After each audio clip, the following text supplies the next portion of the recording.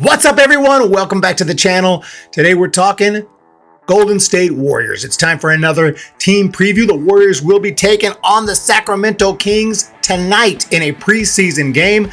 And this is a team I followed for many, many years simply because I grew up as a Giants fan, San Francisco Giants, so I would listen to KNBR all the time on the radio when I would drive around or whatever. I would hear a lot of Warriors talk. I would listen to games. Now, I was a Sacramento Kings and am a Sacramento Kings fan. I became a Sacramento Kings fan in the early 90s.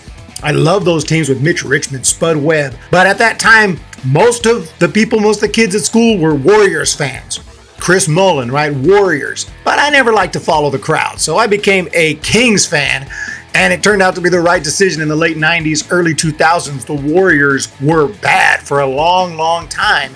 And the Kings were competitive for a long time. But I do remember 2007 when the Warriors, major underdogs, had that great season, made the playoffs, shocked the basketball world by taking out the Mavs in the first round. I was rooting for the Warriors at that point because they were in the playoffs. But the real resurgence for this team came, of course, with Steph Curry, Klay Thompson, Iguadala, KD, Draymond Green. This Warriors team made the playoffs 9 times in 11 seasons, won 4 NBA titles, and it was just an incredible dynasty. But is this dynasty coming to an end? Last season, the Warriors finished in 10th, same record as the Kings. It wasn't a horrible record, 46-36, but it wasn't good enough to make the playoffs. They did finish pretty strong. But I remember last year at the beginning of the year, there was fights on the court. There was just a lot of drama, and they just didn't have a great first half. For the first time in a long time, for the first time since before this whole dynasty started, they're going to be without Klay Thompson. Steph Curry and Draymond Green are there, but they are in their mid-30s. There's still a lot of talent. Maybe the dynasty is not over. Maybe it is. This is going to be a huge season for the Warriors, but they did, I think, improve with a huge 4-team trade that sent Klay Thompson to the Mavs. But they pick up BUDDY HIELD from the Sixers and Kyle Anderson from the Timberwolves. BUDDY HIELD, I know about him. He's a former King. He was a standout at Oklahoma. First round pick. He can drain the threes. 40% career three-point shooter. Hustles on defense. He's going to be huge for Golden State coming off the bench. And then Kyle Anderson, he's going to provide solid defense. He's a good interior scorer. He's a good rebounder. And yes, his shooting ability is a little streaky. He can go hot and cold, but he's going to be a nice addition. I think both men are expected to come off the bench for the Warriors. And given that Thompson was likely out the door anyway, I think this was a nice pickup, good solid assets, and 2 solid options off the bench with different skill sets as opposed to one sort of one-dimensional older player. I think the Warriors are better now with Hield and Anderson. And as far as the starting 5, like I said, Steph Curry's back. And he's one of the best players in the NBA, regardless of his age. He's one of the, probably still the best shooter on planet Earth. He's going to be 37 in March, so he is past his prime. But if he can stay healthy and on the court, he's without a doubt going to be one of the best scorers in the game. So he's back. Draymond Green, absolute machine defensively, advanced basketball IQ, and he can drain threes as well. No longer at his peak like Curry, but both, they were so good at their peak, they were so off the charts that they're still well above average right now. They're still great players if they can stay healthy. But in order to keep them healthy, they might not play as many minutes as usual. Trying to give some more playing time to some of the younger options like Trace Jackson-Davis, DeAnthony Melton coming off the bench. So we'll see how they're able to balance these older veterans who are still obviously some of the better players in the league, and they're going to have to be on the court, but you also want to give some playing time to the younger guys. And in the starting rotation should be power forward Jonathan Kuminga.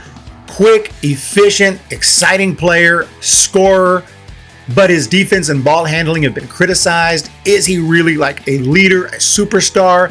He's shown flashes of brilliance, but a lot of people don't think he's ready to be a leader of a championship team. But luckily, he doesn't have to be this year. Curry and Green are still there.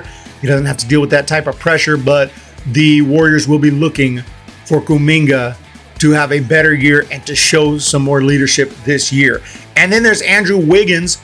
He seemed to decline last year. He seemed to have some injury issues. He was dealing with some personal issues, and he's not even playing right now. He is missing in action. He's got some kind of illness. It's definitely a concern. Will Andrew Wiggins be back this year? He usually can score close to 20 points per game, in some games much more, but we'll see. And then Brandon Podziemski is back, and he's going to get plenty of minutes this year. He was 5th place for the Rookie of the Year last year. An exceptional rebounder, smooth shot, great vision, good passer, and .385 percentage from beyond the arc. So he'll be good. Gary Payton II will be back as well, coming off the bench, providing solid defense. And another guy the Warriors just recently signed on a 2-way contract, Quentin Post. 7 feet tall, but out of Boston College, he was known for not only being your typical big man who can get it all done inside, but he could shoot. 86% free throw percentage, 42.6% three-point percentage.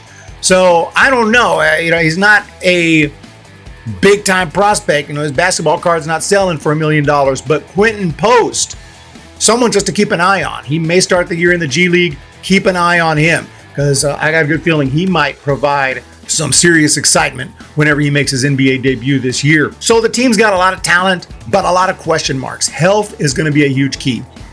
So many questions. Will Andrew Wiggins bounce back? Will Steph Curry and Draymond Green decline or fail to stay healthy? Now, they're not going to be bad. They're always these guys will be good when they're 80, but are they going to start showing their age a little more? Remember, Steph Curry's turning 37.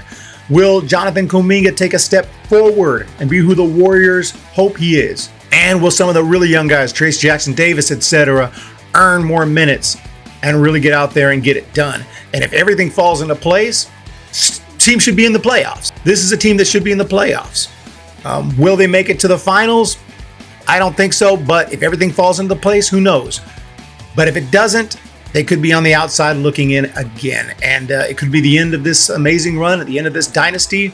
And if I had to guess, I think they can sneak into the playoffs. I'll say they make the playoffs, but I don't think they make the finals. But let me know your thoughts. What do you think about the Golden State Warriors in 2024-25? A lot of question marks, but a lot of talent and a lot of potential. But we'll see how it goes this year. I'm looking forward to the game tonight, though. Warriors Kings preseason. You guys have a wonderful day. Hit that thumbs up, hit that subscribe, and we'll see you in the next one.